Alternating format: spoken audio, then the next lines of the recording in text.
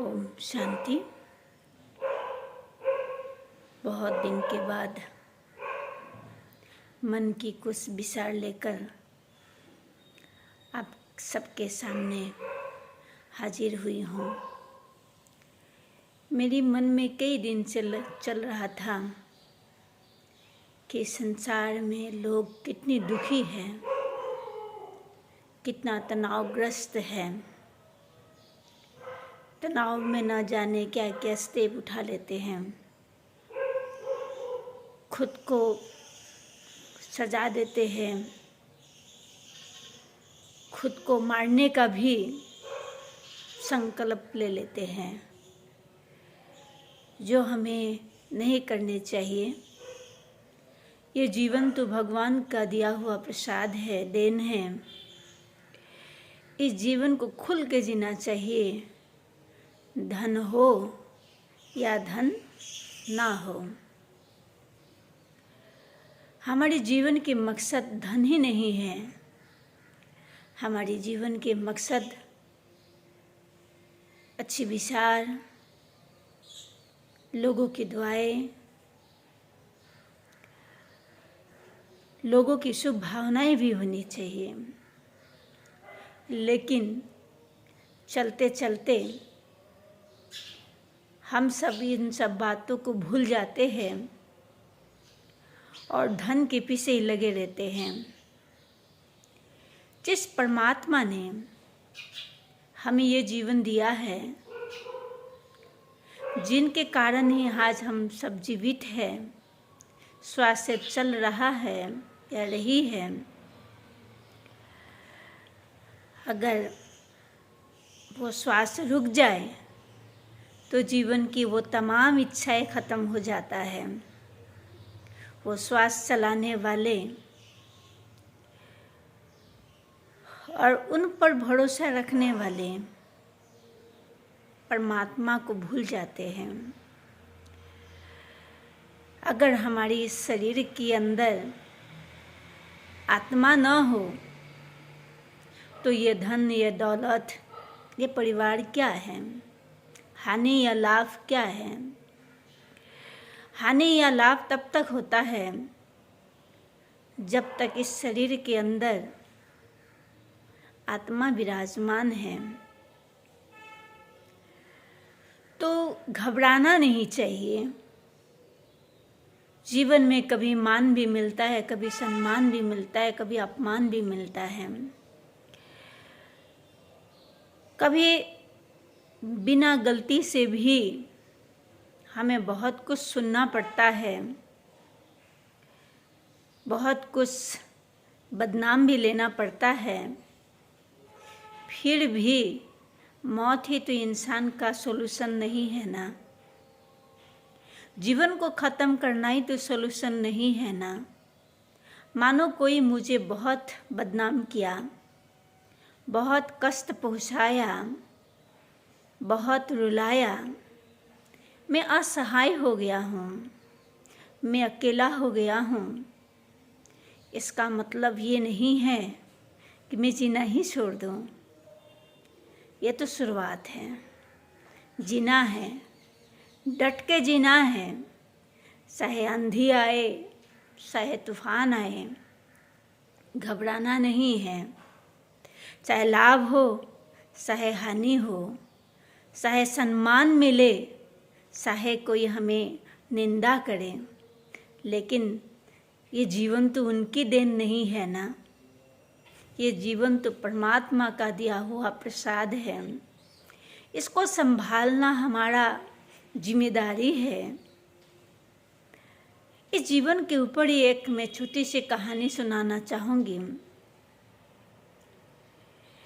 एक बहुत बड़ा बिजनेसमैन था। बिजनेस करने के लिए बहुत सारी लोन भी लेना पड़ता है, मेहनत करना पड़ता है। तो उन्होंने लोन मेहनत करके लेके बहुत बिजनेस को आगे बढ़ाना चाहा, लेकिन चलते चलते एक दिन उनकी बिजनेस ख़त्म हो गया। वो कर्जदार हो गया और कर्जदार होने के कारण वो तनावग्रस्त रहने लगा। परिवार के लोग भी अब उनसे प्यार थोड़ी सी कम करने लगा, क्योंकि वो थोड़ी सी चिड़चिड़ाहट हुई। कोई भी बातें झटके से जवाब दे देता था तो परिवार के लोगों को हर्ट होता था। हम लोगों को भी कभी कभी ऐसे लगता है, कोई अगर तनावग्रस्त होकर हमें कोई बात बोल देते हैं, हम उसको दिल से ले लेते हैं। वास्तव में दिल में लेना नहीं चाहिए। हमें उस मुहूर्त में ये सोचना चाहिए कि ये तो तनावग्रस्त है, आवेश में आके कुछ बोल दिया होगा, इसीलिए इनकी बातों को दिल में न लगाकर उनको माफ़ कर देना चाहिए। पर ऐसा होता नहीं है। परिवार के लोग भी उन सब छोटी छोटी बातों को पकड़ के फिर से तनावग्रस्त होने लगा, एक दूसरे के ऊपर ब्लेम करने लगा। अब वो बिजनेसमैन बहुत निराश और हताश हो गया। अब उनको परिवार में भी मज़ा नहीं आने लगा। परिवार में जो पहले स्नेह था, सुकून था, सम्मान था, बिजनेस डाउन होने के कारण धीरे धीरे सब कुछ ख़त्म होने लगा। अब बिजनेस में निराश और हताश होकर उनको लगा ये जीवन जीने से तो अच्छा मर जाना ही बेहतर है। तो उन्होंने सोच लिया कि अब तो मुझे आत्महत्या ही कर लेना चाहिए। और वो आत्महत्या के विचार से सवेरे उठकर नदी की ओर जा रहा था। नदी के किनारे में पहुंचकर उनको लगा अब मुझे यहाँ से कूद जाना चाहिए, मुझे तो स्विमिंग आता भी नहीं है। और उसी समय वहाँ पर एक साधु जी आ पहुँचा। संजोग से साधु जी ने उनसे कहा कि मान्यवर आप क्या करने जा रहे हैं। तो सेठ बिजनेसमैन ने कहा कि मेरे जीने का मन और नहीं है, मैं यहीं इस जीवन को ख़त्म करना चाहता हूँ, मैं मरना चाहता हूँ। तो संत ने कहा क्यों, कारण क्या है। तो बिजनेसमैन ने कहा कि मेरा बिजनेस में बहुत घाटा हो गया है, बहुत नुकसान हो गया है।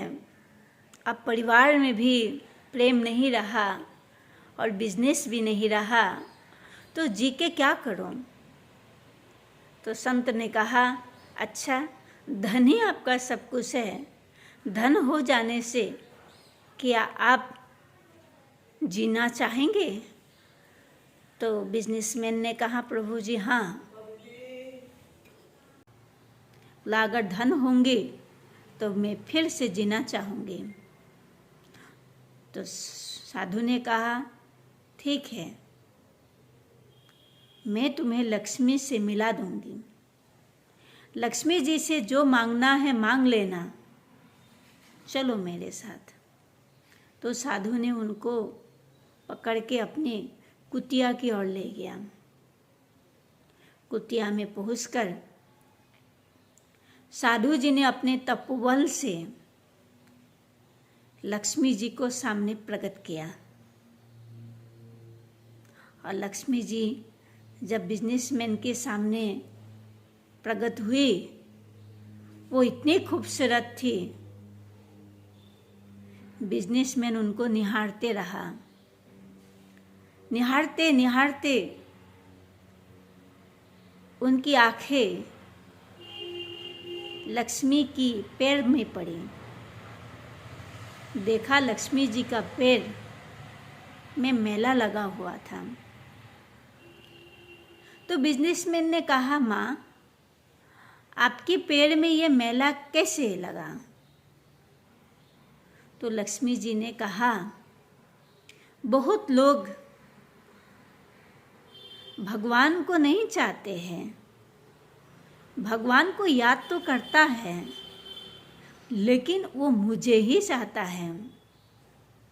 जीवन में बहुत पाप करते हैं, पाप से धन कमाते हैं और वो पाप जो माथे पर मेल के रूप में रहता है और वो माथा जब मेरी शरणों में स्पर्श करते हैं, उनकी माथे की मेल से मेरी पैर, मेरी चरण मैला हो गया।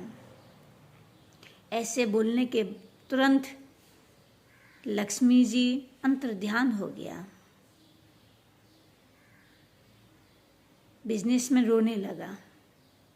बिजनेसमैन ने कहा कि मैंने तो उनसे कुछ मांग ही नहीं पाया। लक्ष्मी जी चले गए। स्वामी जी फिर से उनको बुला दीजिए। तो स्वामी जी ने कहा मत रोइए, मैं उनको दोबारा बुला देता हूँ। फिर से उनके तपोबल से लक्ष्मी की आवाहन किया और लक्ष्मी पुनः उनके सामने प्रकट हो गई। लक्ष्मी की इस बार बिजनेसमैन लक्ष्मी जी की शरण पर दृष्टि रखे। देखा शरण तो बहुत ही चमक रहा था और उनकी जो मस्तक है, मस्तक में मैल लगा हुआ था। फिर से बिजनेसमैन ने लक्ष्मी जी को पूछा कि माँ, आपके मस्तक में यह मैल कैसे है? तो लक्ष्मी ने कहा पुत्र, ये मैल नहीं है, ये प्रसाद है, ये वो शरण की धूल है जिसको पाने के लिए हम भी तड़पते हैं। जो लोग मुझे नहीं चाहते हैं, भगवान को चाहते हैं, भगवान से प्रेम करता है, भगवान को पाने के लिए न जाने क्या क्या प्रयत्न करते हैं, मान सम्मान निंदा स्तुति सहन करता है, अपने सुखों की परवाह नहीं करते हैं, दिन रात भगवान की धुन में जिए रहते हैं, भगवान की पाने की खोज में लगे रहते हैं, चलते रहते हैं, खुद की फिक्र नहीं करते हैं, ऐसे लोगों की शरण स्पर्श मैं करता हूँ, तब उनकी शरणों का ये मैल है। ऐसे बोलते लक्ष्मी जी फिर से अंतर्ध्यान हो गया। बिजनेसमैन फिर से रोने लगा। वो रोते रोते जमीन में गिर गया। साधु ने फिर से कहा, आप मत रोइए, मैं पुनः उनको बुला देता हूँ। इस बार जो चाहिए आप उनसे मांग लेना। तो इस बार बिजनेसमैन ने कहा, प्रभु, इस बात से नहीं रो रहा हूँ मैं कि मेरे पास धन नहीं है या धन मैंने मांगने भूल गया। मैं इस बात से रो रहा हूँ कि मैं व्यर्थ में इतनी जो जीवन, इतना समय जिस पैसों के पीछे पड़ा, जिस धन के पीछे पड़ा, यह धन पाने के बाद तो मैं भगवान का भी नहीं रहा, नहीं रहेंगे और ना लोगों के रहेंगे। अब मैं धन की कोई अभिलाषा नहीं रखूंगी। अब मेरी जीवन की यही मकसद होंगे कि मैं दिन रात भगवान को ही याद करूं, भगवान का ही भजन कीर्तन करेंगे, भगवान के नाम लेके जिएंगे। जो मुझे चाहिए था आज मुझे वो मिल गया। आपको बहुत शुक्रिया कि आपने मेरे को बहुत बड़ा शिक्षा प्रदान किया कि जीवन में धन ही सब कुछ नहीं है। धन के साथ साथ हमें सुख, शांति, सम्मान, दुआएं की भी ज़रूरत है। जो दुआ धन से नहीं मिलता है।